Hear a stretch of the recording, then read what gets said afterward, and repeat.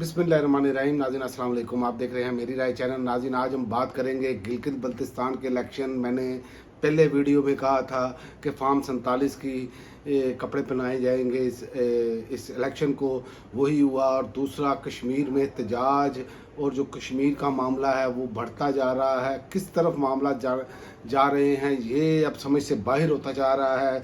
आलमी हालात भी एक तरफ अजीबो गरीब रुख इख्तियार कर रहे हैं और दूसरी जानिब आज़ाद कश्मीर चल रहा है। जो इस टाइम इतलात आ रही हैं उसके मुताबिक एहतजाज, झड़पें और जानी नुकसान की इतलात हैं।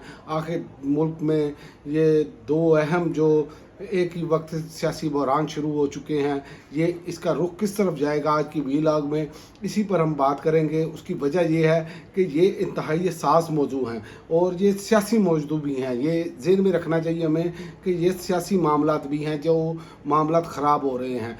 और ये आप देखें कि गिलगित इंतखाबात में जो नताइज की में तख़ीर है, क्या ये महज इत्तफाक है? तो ये महज इत्तफाक नहीं है। मैंने कल की वीडियो में बता दिया था। अभी पोलिंग ख़त्म हुई थी तो जो वाज़िह तौर पर जीत नज़र आ रही थी वो तरीके इंसाफ की आ रही थी। जैसे ही याद रखें, जिस जगह पर भी टर्न आउट ज़्यादा होगा तरीके इंसाफ का रास्ता रोका ही नहीं जा सकता, क्योंकि उसकी वजह ख़वातीन, नौजवान की तादाद जो है वो तो आप कह सकते हैं कि जुनून की हद तक जो है वो पीटीआई को सपोर्ट करते हैं। तो इसी तरह नज़र आ रहा था, चूँकि जो ग्राउंड पर मौजूद थे अपना साफ़ी जैसे आगा शेख सरवर और नया पाकिस्तान के हुसैन, उन्होंने कितनी ज़बरदस्त रिपोर्टिंग की, लाइव मनाज़र पेश किए। तो वो सारी चीज़ें नज़र आ रही थी कि ये रुख किस तरफ जा रहा है। और पीपल्स पार्टी का जो चीखना चलाना था ना, वो ये बता रहा था कि जनाब फार्म 47 जल्दी जल्दी तैयार करो। कमरुज़्ज़मान, कायरा और ऐसे नैयर जैसे लोग जो हैं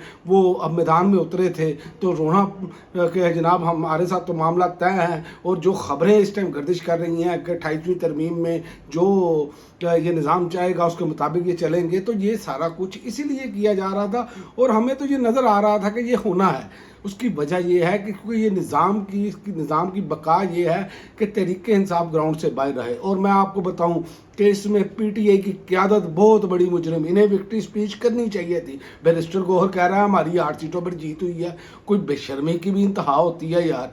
21 सीटें सर्वे बता रहे हैं आपके कि आपकी थी, चलो 21 छोड़े 18 सीटें लगा लें। यानी कि इस बंदे ने तो ऐसी अखीर कर दी है ना कि इस बंदे ने इमरान खान के नज़रिए का बेड़ा गर्क कर दिया है। ये भी हो चाहे जितनी भी क़यादत बैठी है, सलमान अकरम राजा समेत, ये लोग ऐसे सत्तू पी के सोए हैं। इनको तो चाहिए था उसी टाइम प्रेस कॉन्फ्रेंस शुरू कर देते, इनको चाहिए था आसमान सर पर उठा लेते।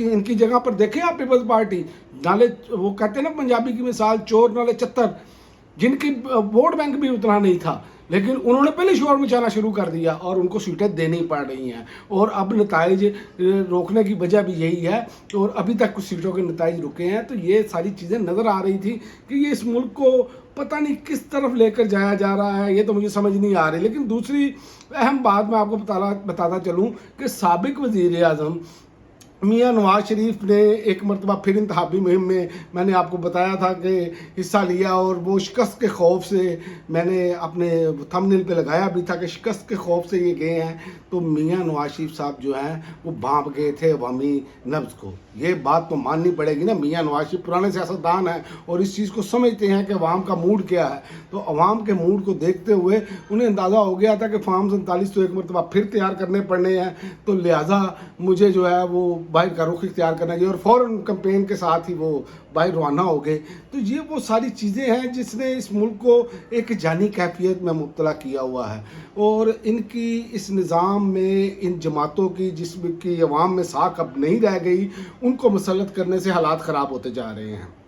गिलगित बल्तिस्तान के अवाम सरापा एहतजाज हैं और दूसरी जानिब आज़ाद कश्मीर में जो कि उस मुज़ाकरात के ज़रिए मामला हल किए जा सकते हैं, उसकी जगह आप जब ताकत का इस्तेमाल करेंगे तो वो उसके भयानक नताइज आएंगे सामने। और अब भयानक नताइज आना शुरू हो गए हैं। जो अब इतलात आ रही हैं कि आज़ाद कश्मीर रावला कोर्ट में हालात इंतहाई कशीदा हैं और मुख्तलिफ ज़राए से आने वाली इतलात के मुताबिक जो है मुजाहरों और झड़पों में जानी नुकसान भी हुआ है।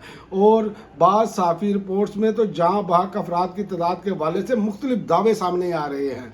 ताहम इन अदाद शुमार के आज़ादाना और सरकारी सतह पर मुकम्मल तस्दीक होना अभी बाकी है, लेकिन जो अदाद शुमार आ रहे हैं बड़े खौफनाक हैं। उसका जिक्र हम इसलिए नहीं मैं कर पा रहा कि उसकी वजह है कि ना तो सरकारी सतह पर और ना उस वैसे हो रहा है तस्दीक हो रही है, लेकिन वहाँ पर हालात कशीदा हैं। अपना जहाँ बाग होने वालों की तादाद दोनों तरफ से है, इधर से भी क्लेम किया जा रहा है सिक्योरिटी फोर्सेस की जानिब से और दूसरी जानिब से। हम किस तरफ जा रहे हैं?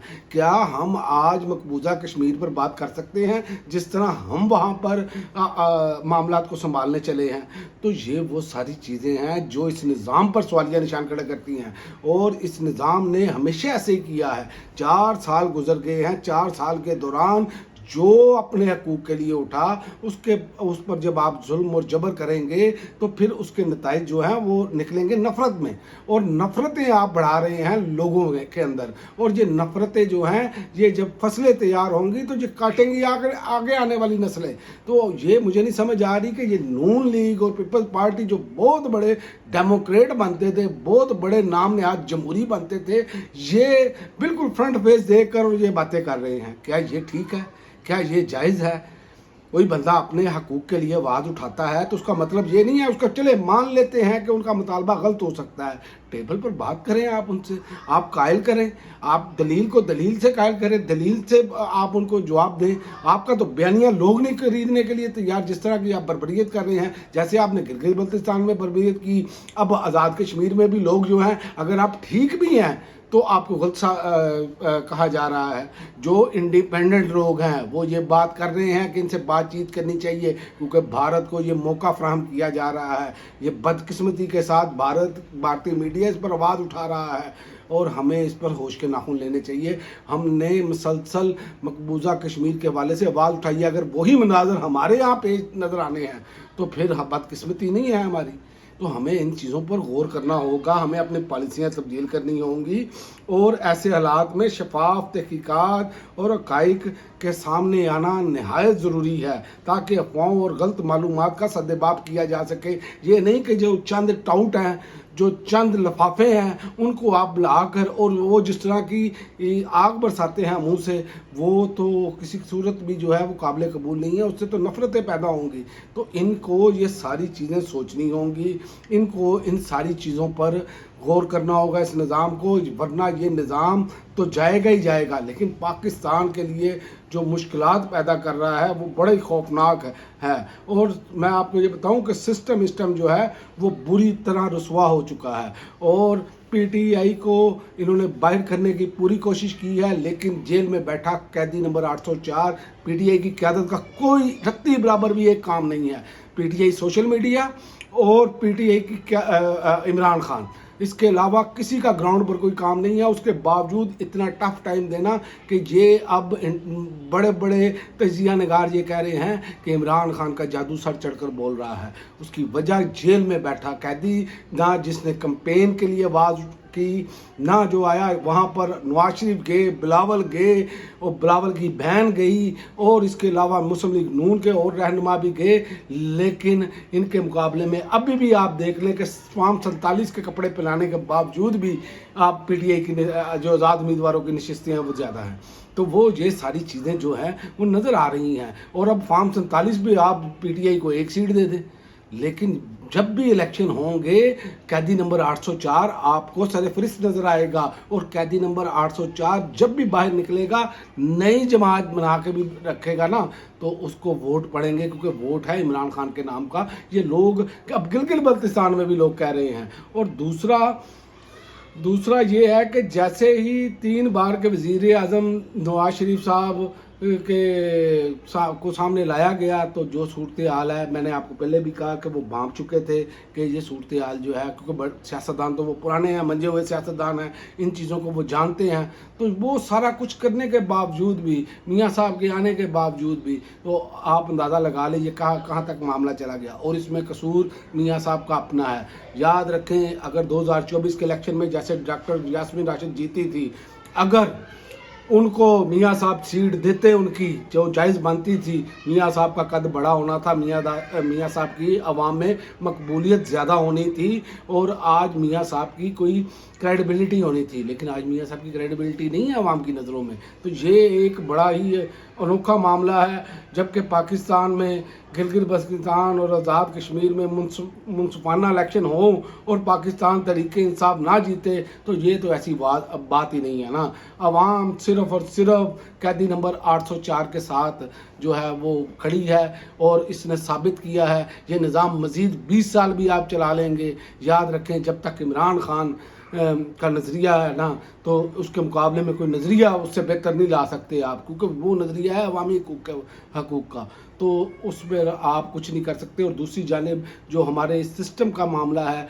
आज़ाद कश्मीर के हवाले से, उसको भी फ़हम फ़रासत से इन्हें हल करना चाहिए, वरना ये मामलात आलमी सतह पर हमारी बदनामी का बायस बनेंगे। अब तक के लिए नाज़रीन इतना ही, अगली वीडियो तक इजाज़त दें। अल्लाह हाफ़िज़।